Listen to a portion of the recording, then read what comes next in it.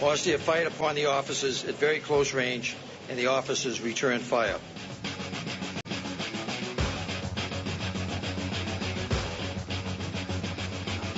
It's Kerri Kasem filling in for Bill Carroll. It's KFI AM 640. More stimulating talk. So, have you heard about the Coronado man, the fugitive that was killed in a New York shootout? He was a child molester. I say good riddance. I say we should do that more often.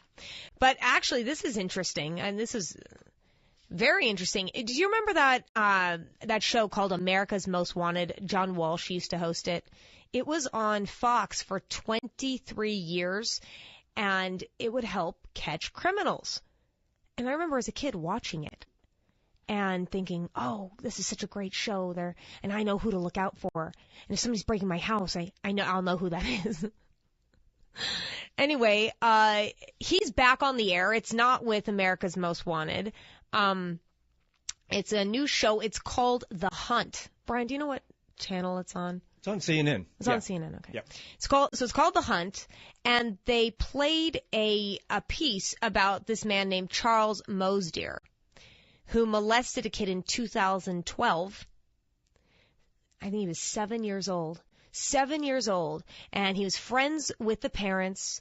The kid was sick. He had a fever. He comes over to babysit, and he molests the kid. The kid, though, actually smart enough, tells his parents what happened. And they go after him. I mean, first of all, they were very hesitant. They didn't want to. We actually have the audio. Let's play a little bit of it. The search for suspected child molester and fugitive Charles Mosdier ends here. The shootout at this smoke shop in Manhattan's busy West Village. Mazdia fired upon the officers at very close range, and the officers returned fire. Members of the U.S. Marshals New York, New Jersey Regional Task Force tracked Mosdier to New York, following a tip that came into CNN's The Hunt with John Walsh. My son sat me down and he said, Mom, I have something to tell you. He proceeded to tell me that Charlie had touched him inappropriately. Mosdier had recently been profiled on the show. One of the officers went inside and identified Mosdier. He was alone, police say, inside that smoke shop, and you can see it. It's the white doorway just past the stop sign. When members of the task force entered, that's when the shooting began. During the exchange of gunfire, the detective and two marshals were wounded. Charles Mosdier was shot dead. Police say Mosdier had grown a beard and had no intention of being taken quietly. A .32 caliber handgun was recovered at the scene.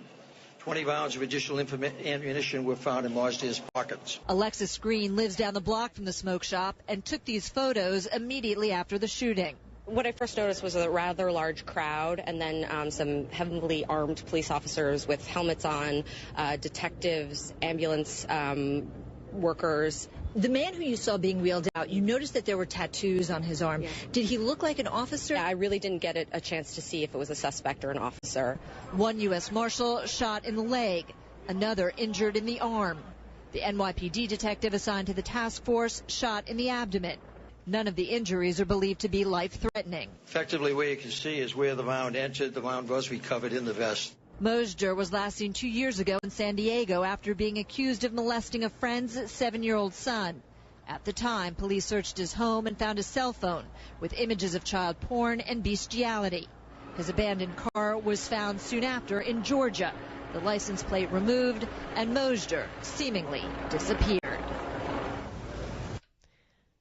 Now, I've actually heard it was called bestiality. That's the proper way to say that. That's what I've heard before. That's not anyone at their best, though. No. No, not let's at be all. clear. Not at all. But what's interesting is this was the first show. John Walsh gets on CNN with his show The Hunt, and this is the story they play the first go around, and they catch this guy. I love John Walsh. Remember, John Walsh lost his son when he was abducted and killed back in the 70s or early 80s? Yeah, early 80s, I think. So good for you, John Walsh. And let's hear a little bit of John Walsh's program. We've got some of it. Or don't we? We may not have that. Todd, do we have a clip? He was hiding there? in plain sight, and it was a week ago. It was our second show that we profiled this guy, two child molesters, and then CNN reran the show at 8 o'clock before we go on at 9. And we had gotten a couple good tips last week, and that they had zeroed in on New York City. But the Tips saying New York City. Absolutely, and the Village, Right. in Lower Manhattan. And one of the tips mentioned the dog. He went on the run with his dog. And, I've got to say to those 3 heroic cops, and they're all in good shape. The New York City, right. the detective had the worst gunshot wound and was in surgery all afternoon. But these guys take their lives in their own lives in their own hands every day, and but they're all going to be good.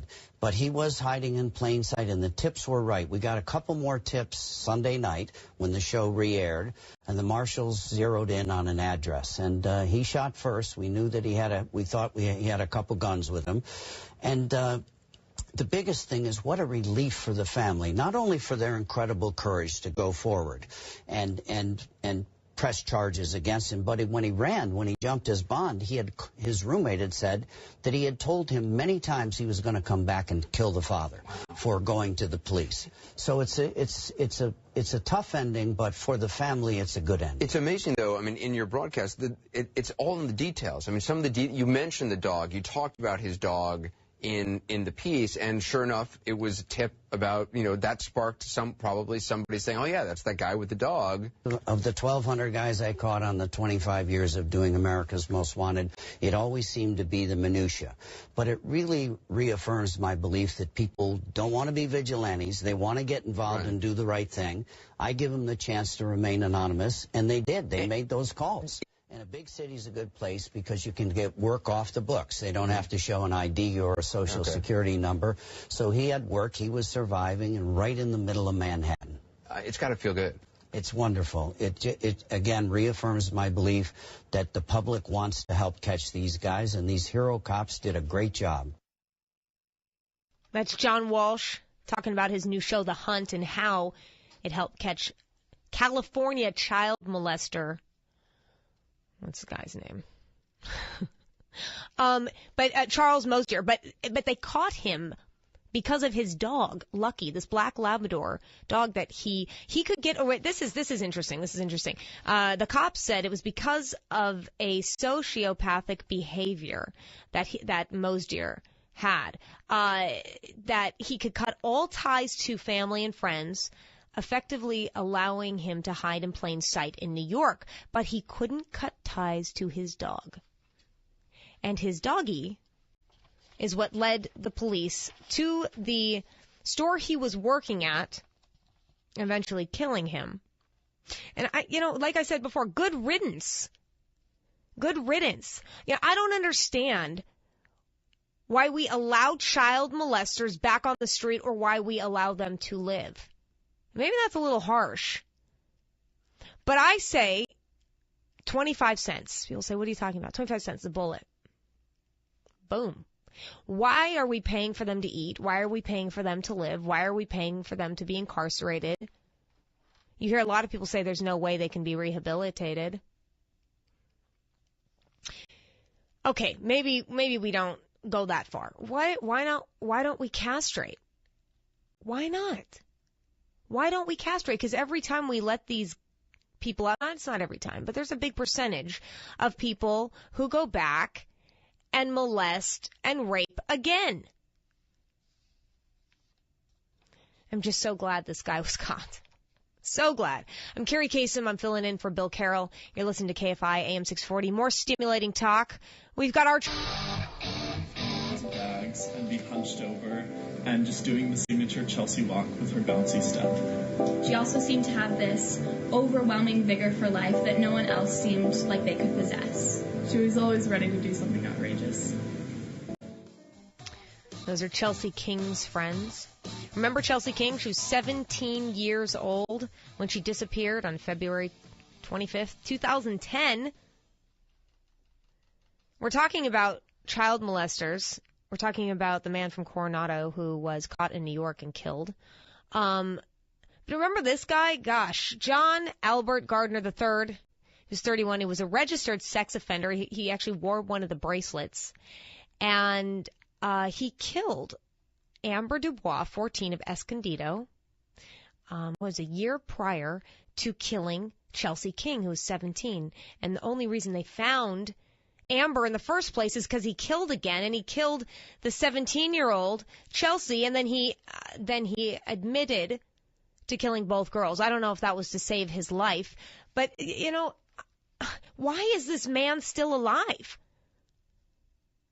Why is this man still alive? Can somebody tell me why this guy's still alive? It doesn't make any sense. Why are we feeding him? Why are we paying for this man to live?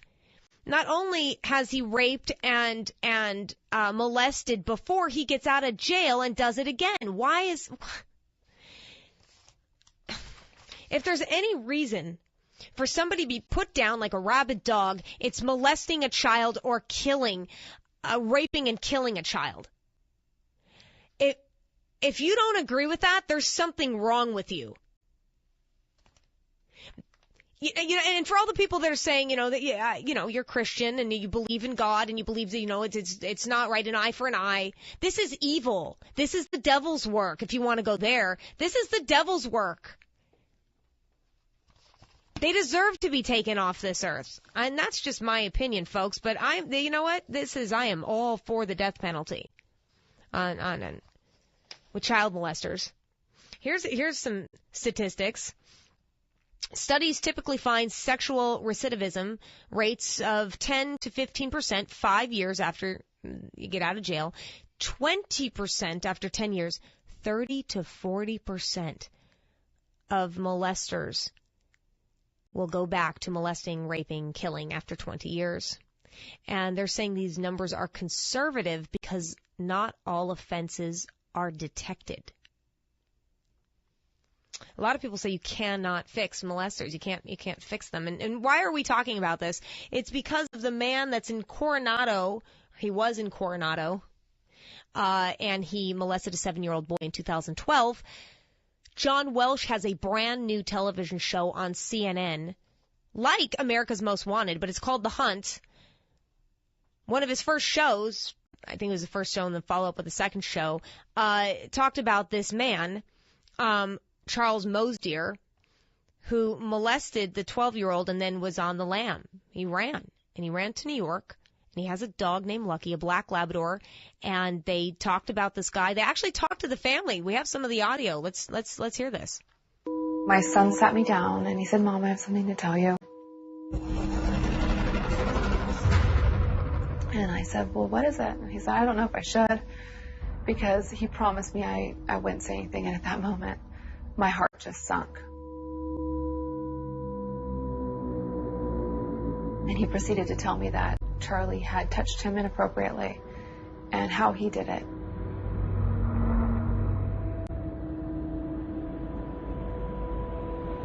When he finished telling me, I was physically sick, and I called his father and said, "You need to come home right now. We need to talk." Even though Melissa was in the same bed, not only in the same house or in the same room, but in the same king-size bed, he pulled back the sheets and proceeded to play with our son's private parts. And he tried to explain to our son that it was normal what he was doing to him, that his parents were going to be upset with him if he told them, but it was normal for, friends to do that it was normal for him to know about how to masturbate. We both listened to the story, and we both wanted to make sure that we weren't accusing one of our best friends of something so horrible. The boy's mother actually said after this man was killed in a shootout in New York City, she says, "I thank the officers, I've called them heroes, and I don't have to live in fear anymore." Yeah. Thank you, John Walsh, for your program, The Hunt. I think it does this country a great service. Some more sexual abuse statistics. It says studies show that 20% of adult females and 5 to 10% of adult males recall a childhood sexual assault or sexual abuse incident. You know, I've had friends that were molested. One of them is not with us anymore. She just couldn't get over it. At 12 years old, she was raped. And I know she went through so many different kinds of therapy and so many different things, and nothing helped. Another one of my friends started with the drugs and the alcohol, and we're no longer friends. You can only try and help so much, and if they're not going to do anything, or it's just not going to get better, she's still drinking her life away. It's just horrible. These people are monsters. These people need to be put down like dogs. I'm Kerri Kasem. I'm filling in for Bill Carroll. It's KFI AM 640, more stimulating talk. We got. It's Kerri Kasem filling in for Bill Carroll. KFI AM 640, more stimulating talk. Coming up at 11:05, is it ever okay to hit a woman? I say yes. I just gave some people heart attacks. Some people are screaming at the radio right now. You got to hear why I say yes. So you got to tune in at 11:05. We were talking about sexual predators, molesters. The guy in Coronado who molested a 7-year-old kid in 2012, was on the lam for the last few years, ended up in New York. Then John Walsh, the guy who created America's Most Wanted, who ran for 23 years and helped catch so many fugitives, so many criminals, is back on the air now on CNN with a show called The Hunt, which is very much like America's Most Wanted. Well, he profiled this guy on one of his first or second show. He profiled this molester, Charles Mosdier, and within, a day or two, the guy was caught. Not without some gunfire, and not without a couple officers being shot, 2 or 3 officers being shot. They're all going to be okay, because thankfully they were wearing vests. Here, we can play the Walsh audio again. Listen to John Walsh here. Well, maybe we'll find the video and find the audio. But anyway, it's John Walsh. Is this talking to Anderson Cooper here? In plain sight, and it was a week ago. It was our second show that we profiled this guy, 2 child molesters, and then CNN reran the show at 8 o'clock before we go on at 9. And we had gotten a couple good tips last week, and that they had zeroed in on New York City, but the tips saying New York City, absolutely, and the Village, right, in lower Manhattan. And one of the tips mentioned the dog. He went on the run with his dog, and I've got to say to those 3 heroic cops, and they're all in good shape. The New York City, right. The detective had the worst gunshot wound and was in surgery all afternoon, but. These guys take their lives in their own hands every day, and but they're all going to be good. But he was hiding in plain sight, and the tips were right. We got a couple more tips Sunday night when the show re-aired, and the marshals zeroed in on an address, and he shot first. We knew that we thought he had a couple guns with him, and. The biggest thing is what a relief for the family, not only for their incredible courage to go forward and press charges against him, but when he jumped his bond, his roommate had said that he had told him many times he was going to come back and kill the father. Wow. I'm so glad they had the strength to come forward, and I think a lot more people are doing that. And there's no shame in coming forward at all. There's no shame at all. In fact, it's healing. Don't keep this to yourself if you've been molested. Don't keep it to yourself if your kids have been molested. Please don't do yourself a favor. I've seen what it can do. I've seen the horrors of what it does when you keep it inside. And it's not good. In fact, there's so many movies and TV shows that are talking about this. In fact, I started watching Ray Donovan. Fantastic show. That show, I had no idea what it was about, and I'm like, yeah, people say it's good, let's try it. Wow, and they have, this topic runs through the entire show. And at the end of the first season, it kind of blows you away at how they well, I don't want to give it away for anybody, but how they talk about what went on with this family and what they do to the person that molested. And I'm not going to talk about who, but these boys. It was fascinating, but I hope that shows like this and me talking about it, other people talking about it, really can give somebody the courage that's kind of hiding it and holding it in to get out there and talk about it. And a lot of times it's the family members that do it. It's people but more than I think statistically it's family members that molest. My friend who I was talking about earlier, who's a raging alcoholic and a drug addict, was molested by her uncles, 2 of them, raped by her uncles. And it was very hard for her because at first the family didn't believe her, so she just didn't talk about it anymore. When you're a kid and you've said, this is what happened to me, and they say, no, or they get angry with you, or they say you're lying, don't ever do that to a child. And yes, you want to make sure they're telling the truth. You don't want to accuse somebody of child molestation.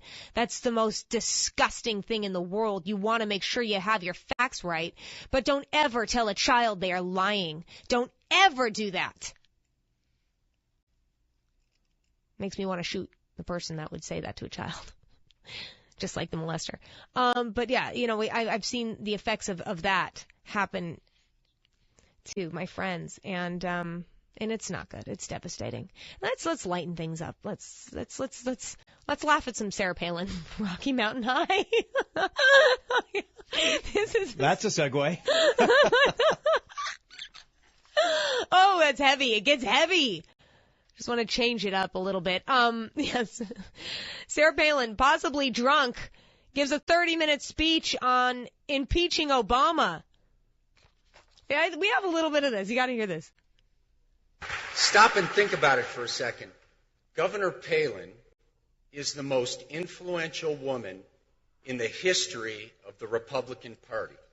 Nice to get to participate in something that CCU is in charge of, and they do such good work. They're like salt and light out there in the... It is nice to be back in the Mile High City. I just think it's absolutely beautiful. Flying in, we're over your snow-capped hills. I think you call them mountains. I flew in from Alaska. I think you call them mountains? Yes, Sarah Palin, that's exactly what they are. Yeah. Hold on a second. Those are snow-capped mountains. Don't you have snow in Alaska? First of all, I don't think she realized, or maybe she should have. I mean, she should know that when you're up in a mile high, there's a reason why they call it Mile High City. The altitude is very high, Sarah Palin. And when you drink, it goes to your bloodstream. I don't know what the exact statistic is, but it's fast, and it does not. You have one drink, you feel like you've had 3. Man, you should know that. Keep playing this clip. That reminds me, we're in Colorado, don't inhale. Also, don't drink. So the president was here last week, too. He was getting his Rocky Mountain High on. Busy week for him. Spinning from one scandal to another scandal. Must have had some vertigo. We've run out of time. There's actually more. We'll save some for Bill's Bites. But it's too good. You know what she reminds me of there? She reminds me of the drunk uncle character on Saturday Night Live. The guy just rambles on, disconnected thoughts like, you can't get off my lawn. Now, her show might actually go if she's drunk like this. Her show on YouTube that she's thinking people are going to pay $9.99 a month more to than watch. Netflix. Yeah, more than Netflix. That's what we all keep saying, more than Netflix. Oh, yeah, more than Netflix. I mean, how well did the Sarah Palin's Alaska do? Somebody tell me that. I'm Kerri Kasem. I'm filling in for Bill Carroll. And remember, I'm going to tell you why it's okay to hit a woman. The one excuse. Coming up at 11:05, you're listening to KFI AM 640. More stimulating talk.